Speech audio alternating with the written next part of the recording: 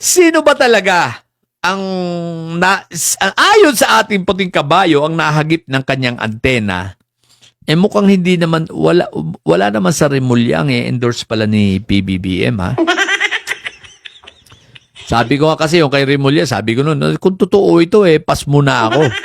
Pero ayon sa ating puting kabayo, mukhang wala naman dun sa Remulla.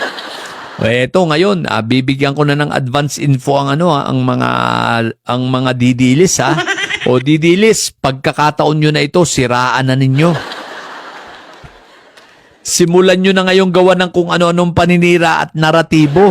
Ang sino man sa mga taong babanggitin ko ha.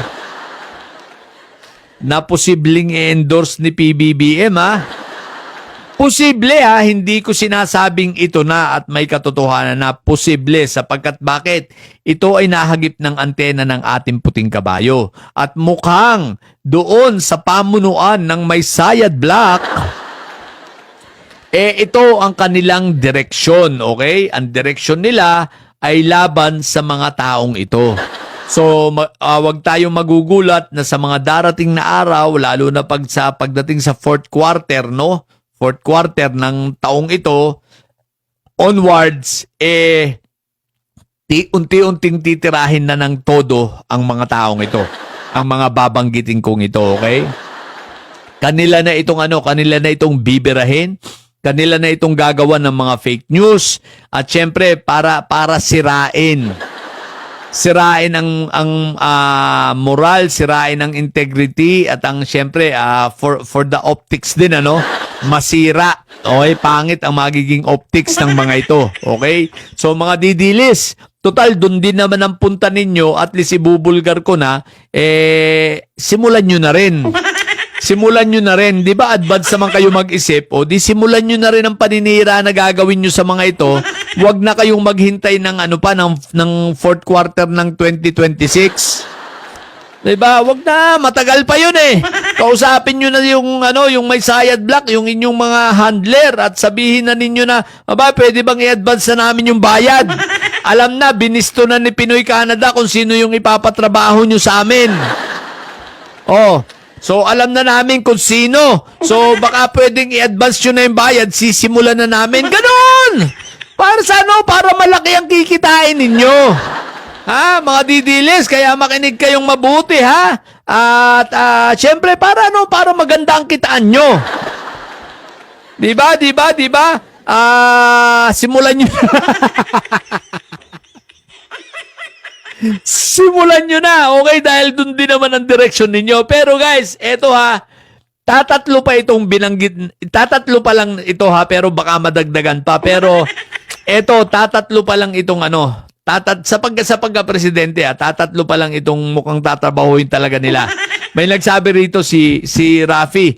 Wala, hindi napasama si Rafi kasi parang ayaw yata talaga. Pero siguro, hindi ako magtataka kung matagal pa naman, kung biglang mapapasama si Rafi, magiging depende yan sa magiging analysis siguro nila, no? Pero eto pa lang yung tatlo pa lang na kanilang sisimulan na gibain, okay? Excited na ba kayo para malaman kung sino? Shoutout muna kay Pichi Arriego, Jane Garcia, Gian Salvador, Jake Marzan. Okay eto. Sabihin na natin. Handaan nyo na mga didilis. Huwag na kayong maghanda ng lapis unless na sobrang bobo nyo para hindi nyo pa ito mamemorya. Ha? Tatatlong tao lang ito, baka hindi nyo pa mamemorize. Diba?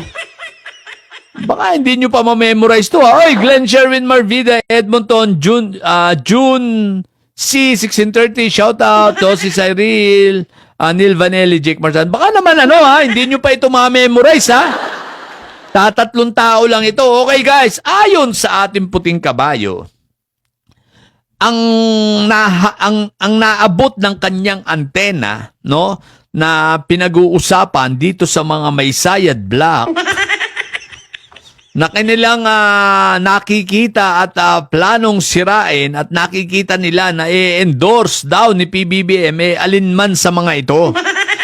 So sila bilang isang may sayad black at contender sa pagka-presidente sa 2028 at ang kanilang mga partido, kinakailangan nila na na simulan na ang anong tawag dito? Ida-damage na nila, no? Ano ba tawag doon? Anong term noon? Yung sinisira mo na yung politiko? Character assassination 'yon. Parang gano'n, no? Ika-character assassination na nila. No? So ng mga kung ano-ano pa man, kung ano man ang pwedeng gawin, gagawin nila. Yan, demolition job, propaganda, character assassination, correct. 'Di ba? So ito pa lang ang kanilang plano. At syempre, pwede pang madagdagan 'yan. Okay? 'Yon, smear campaign, tama, okay? So ito, ang tatlong ito. At palagay ko naman alam nyo na ito Hindi na kayo magugulat dito. Baka dito lang sa isa, baka medyong dito sa isa, mababaguhan kayo. At baka ikagulat ninyo. Okay? So, eto guys. Ready? Okay. Ang unang persona na by 2027, fourth quarter ng 2026 ay sisimulan na nila ang mga propaganda at paninira sa mga ito. Ito ay pinangungunahan siyempre ni Leni Robredo. So hindi na surprising, di ba? Okay, yan po ang una. Si Mayor Leni. Talaga ang unang target nila na alam rin nila na siguro yun ang nararamdaman nila na siyempre meron din mga insider yung mga yan. At meron din niyang mga ahas sa loob, di ba? So, napapag-usapan yan. So, isa sa tinitingnan na baka ang posibleng endorse ni PBBM ay si Leni Robredo. Okay? Ang pangalawa, no, na tinitingnan nila, na sisirain nila ay si Gibo Chodoro. Yan, Gibo Chodoro po talaga, yan ang pangalawa. At ang pangatlo, na sisirain nila dito magugulat kayo ay si Benhur Abalos. So yan, maliwanag po yan. Tatlo. Yan pa lang ang nasasagap, yan pa lang ang kanilang pagtutuunan, no? So mga didilis, alam nyo na, Leni Robredo, tinitipang ko na kayo ha.